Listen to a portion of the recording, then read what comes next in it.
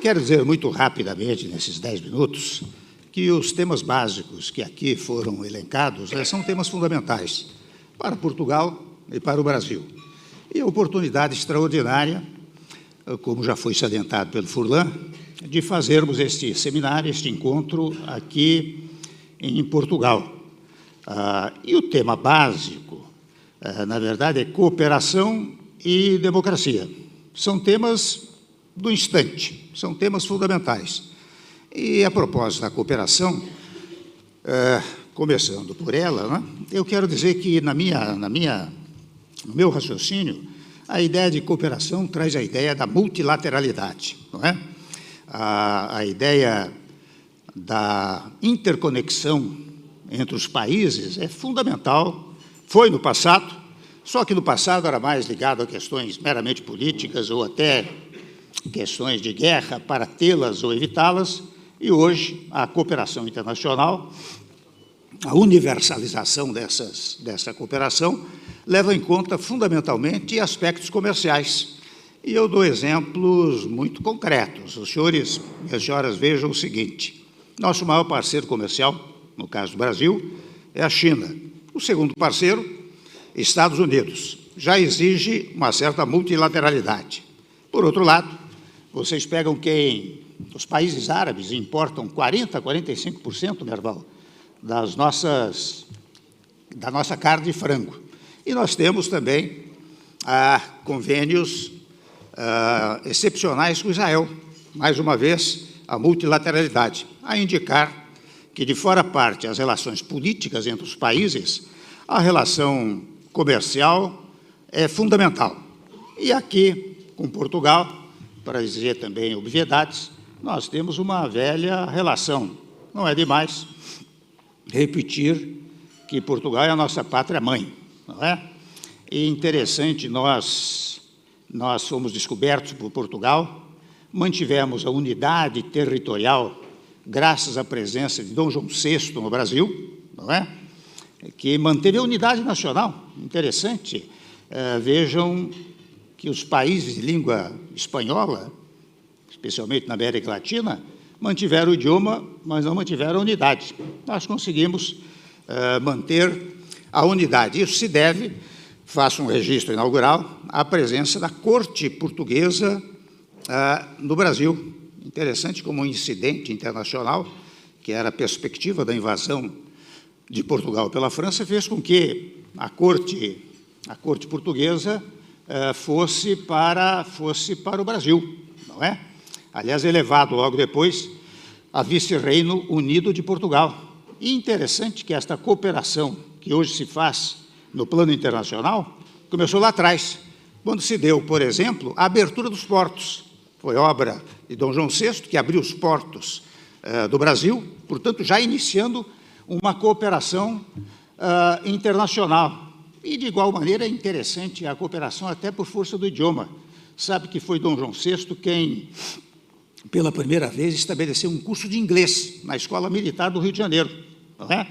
Portanto, esta ideia da cooperação internacional não é apenas dos dias atuais, mas de um passado que se deve muito a Portugal. E não é sem razão que nós temos uma relação comercial extraordinária com Portugal.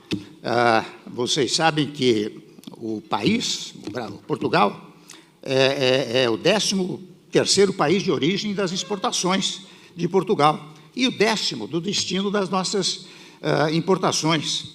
A balança comercial, por exemplo, 2021, estou lendo aqui, apresentou um superávit de 1 bilhão e 100 milhões de dólares em relação a 2020, ou seja, ela vem crescendo ano a ano. Portanto, no tema da cooperação, oportuníssima, mais uma vez, João Dória, nós fazermos esta reunião em Portugal. Até porque agora, quando se começa a se consolidar, pelo menos há uma tendência a isto, o acordo Mercosul-União Europeia, sem dúvida alguma, Portugal pode ser a porta de entrada para os produtos do Mercosul e, no particular, do Brasil, não é? Mas eu quero também falar da democracia. Interessante como também há uma coincidência entre Portugal e Brasil. Vejam, os senhores e as senhoras, que num certo período aqui em Portugal, houve a chamada Revolução dos Cravos. E o que foi a Revolução dos Cravos? E por que o cravo? Porque o cravo é uma flor, não é, Bruno Dantas? O cravo é uma flor. E, sendo uma flor, ele, de alguma maneira, simboliza uma certa harmonia, uma certa tranquilidade, uma certa pacificação. Sem embargo, de termos saído, ou de Portugal ter saído de um regime mais fechado, mais centralizado, o fato é que a Revolução dos Cravos, esta flor que irmanou os portugueses, né? E logo depois, com a entrada na União Europeia, fez com que Portugal crescesse enormemente, não só politicamente, como também se desenvolvesse extraordinariamente. Foi fruto desta flor, da flor da paz. Aliás, o que estamos muito precisando no Brasil.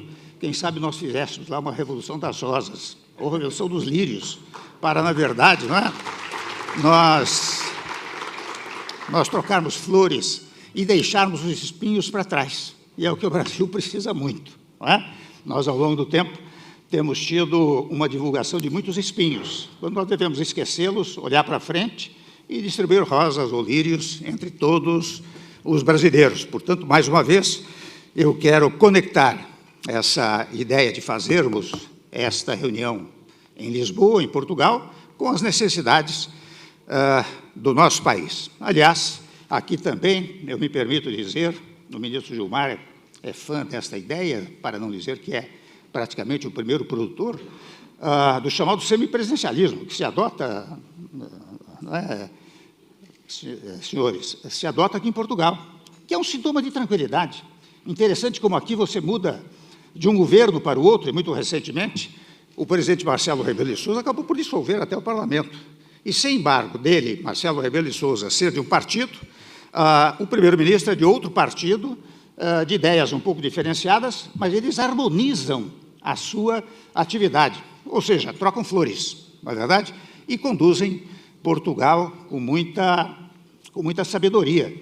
E é precisamente isto que nós estamos precisando no Brasil. Daí a ideia do Gilmar, de outros ministros do Supremo, e mais modestamente minha, no sentido de que, num dado momento no país, nós deveríamos caminhar para uma reforma do sistema de governo, porque fala-se tanto em reforma política do país, que nunca se consolida, não é?